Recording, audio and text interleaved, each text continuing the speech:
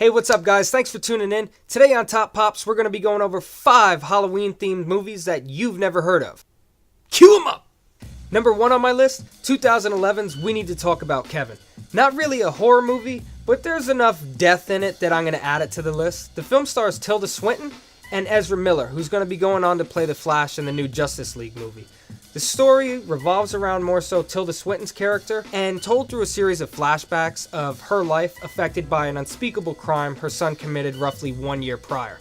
It's a fantastic drama, thriller-wise, and Tilda Swinton is an awesome actress. If you guys have never seen Snowpiercer, I know that's not Halloween related, but there's enough death in that too. You could watch both those.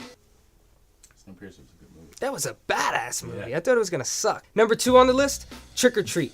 Made in 2007 with Anna Paquin and Brian Cox, the film was actually made by Krampus director Michael Dowdery.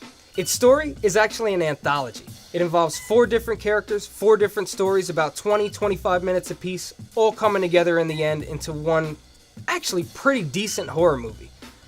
I don't say that too often, so definitely check this out this Halloween. Number 3 on the list, Near Dark. It's actually made by 2-time Oscar winner Kathryn Bigelow from Hurt Locker and Zero Dark 30 fame. In 1987, she got Bill Paxton to be a part of this vampire film. It's set out in the West Coast and involves a teenager that was bitten by a girl who's a vampire that hangs out with Bill Paxton.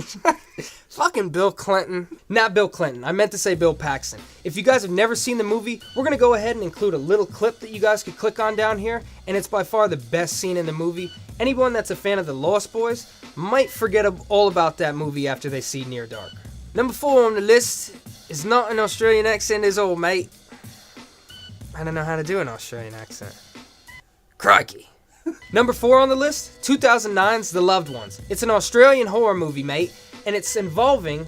I can't do the accent while I do it. The story involves a really over-obsessive girl who wants a date for her high school prom. The movie takes a big twist about 25 minutes in when, no spoiler alert because it's the whole premise of the movie, she kidnaps this dude and brings him back to her fucked up trailer where her creepy ass dad lives, and the two just torment the hell out of this poor guy.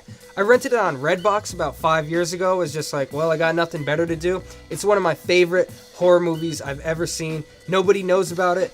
Please try and find it this Halloween. Do not watch Halloween again. Watch something different. Watch this. Mate. Last but not least, number 5 on the list is Severance. Made in 2006, the story is a group of sales reps that go up to this cabin in the woods. They work for an arms dealing company.